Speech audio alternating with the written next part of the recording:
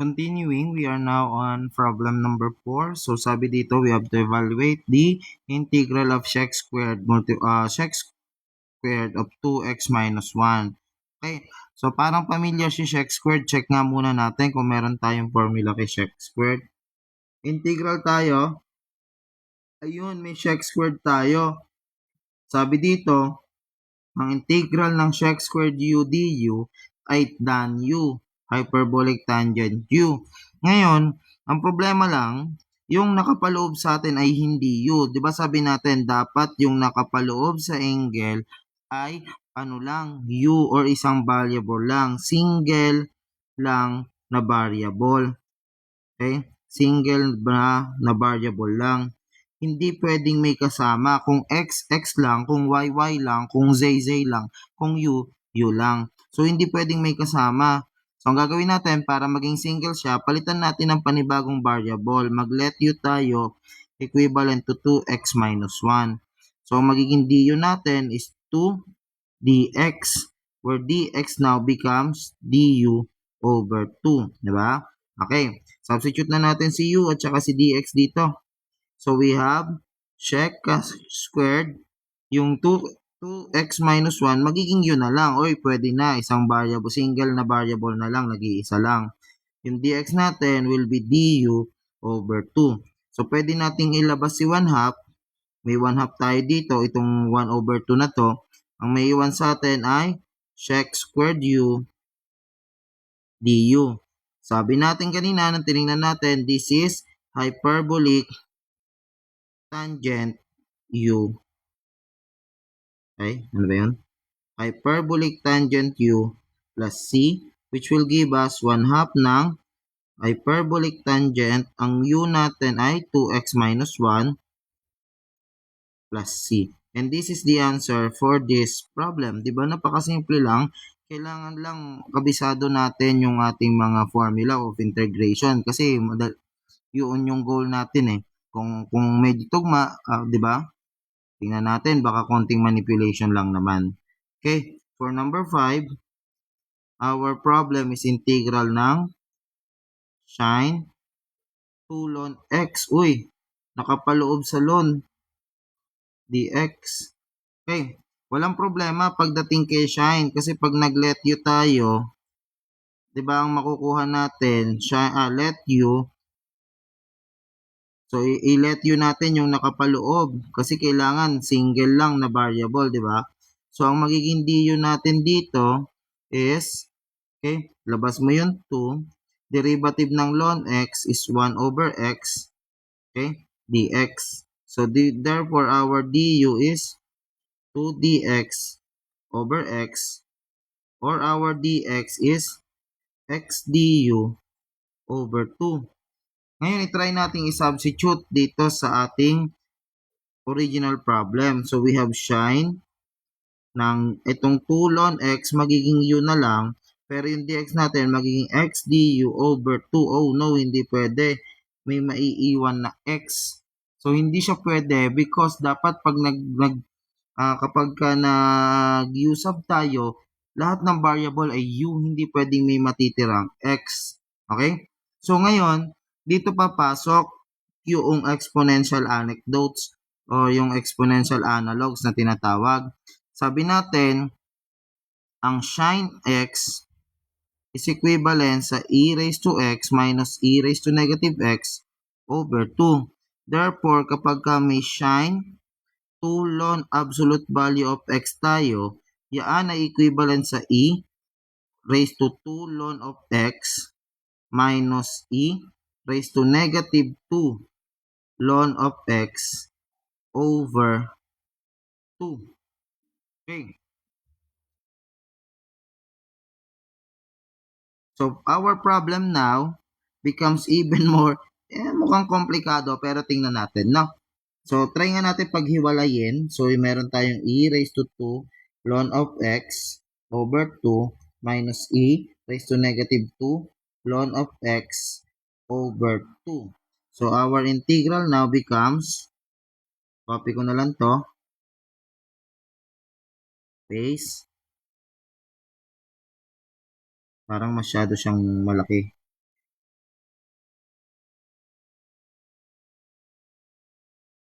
Okay? Let's go. Times dx. Okay. Wow. Medyo komplikado nga.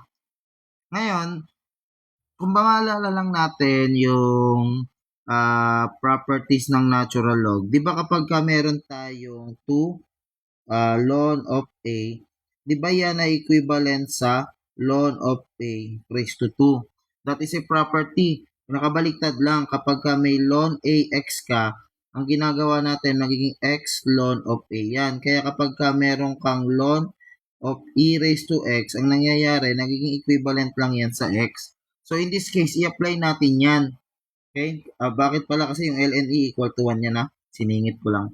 Okay? I-apply natin yan dito. So ngayon, pag in-integrate ko to, this will become the integral of e raised to ln x squared over 2 minus e raised to ln, negative 2 ito. So this will be x raised to negative 2. X raised to negative 2 over 2 dx. Uy, parang hindi naman sumimple, sir. Balikan natin, isang property ulit ng logarithm. Kapag ka meron tayong e na naka-raise sa ln x, yaan din ay equal sa x. Therefore, in the case of e raised to ln x squared, yaan ay equivalent sa x squared. Okay? So, in this case, we can say that our integral dito is, or our term dito is only x squared over 2 minus, ito naman magiging x raised to negative 2 over 2 dx. Since parehong may 1 half yan, pwede nating i-factor out yan. So, magiging 1 half integral of x squared minus x raised to negative 2 dx. In this case, isa na lang siyang power rule problem. So, dito meron na tayong 1 half. Ang integral ng x squared ay x cubed over 3. Ang integral ng x raised to negative 2 ay x raised to negative 1 over negative 1 plus c. Simplifying, 1 half x cubed over 3. Yung negative magiging positive, tapos yung x raised to negative 1 pupunta sa ilalim. So, 1 over x plus c. Simplifying, distribute natin yung 1 half. Meron tayong x cubed over 6 plus 1 over 2x plus c. And this is our answer to this problem. So, ganito natin ginagamit yung ating exponential analogs. So, exponential analogs gagamitin natin kapag may presence ng ln doon sa problem. And kapag hindi na siya kayang isolve ng u substitution. Pero, primarily, ang dapat na unahin natin or ang first choice natin ay yung u substitution. Kasi kapag tayo ay nag-exponential, kailangan ready ka na ready kang magamit lahat ng knowledge mo sa laws of natural logarithm kagaya nito. Okay? So these are the laws na ginamit natin. So let's proceed with problem number 6.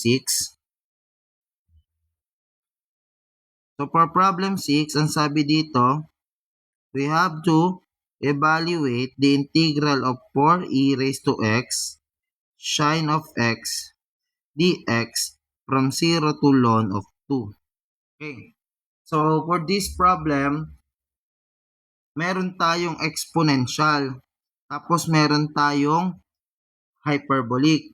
Sabi ko sa inyo, pag may presence ng exponential or natural ln or natural log, wala tayong choice kundi i-convert ito into an exponential form. So, i-analyze ngayon natin ito ng exponential form.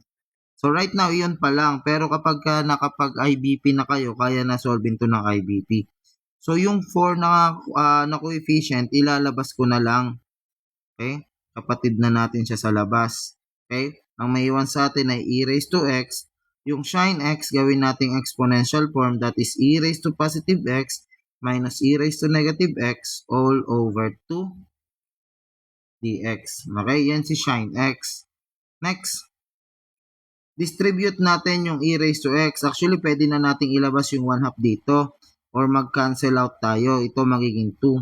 So, we only have the integral 2, the integral of e raised to x multiplied by e raised to x minus e raised to negative x dx from 0 2 ln of 2. So we have here 2 integral of, distribute muna natin yung ating e raised to x. So ito, pag minultiply ko dito, magiging e raised to 2x siya. Pag i-multiply ko to dito, magiging minus e raised to, kasi di ba ang mangyayari dyan, e raised to x times e raised to x is e raised to x plus x. Okay? Ngayon, kung may e raised to x ka, tapos minultiply mo sa e raised to negative x, yan ay magiging e raised to x minus, kasi minus ito, minus x. So, that is e raised to 0 and that is equal to 1. So, ito, sa e raised to 0 dapat, papalitan na natin ng 1 dx. Okay? So, apply na lang ngayon tayo ng power rule. So, pag nag-apply tayo ng power rule, we have e raised to 2x plus 1 over 2x plus 1. But power rule, exponential nga pala ito. So, exponential ito, sorry. Exponential ito. So, kapag ka-exponential tayo, kapag may e raised to 2x tayo, di ba ang ginagawa natin dyan? A raised to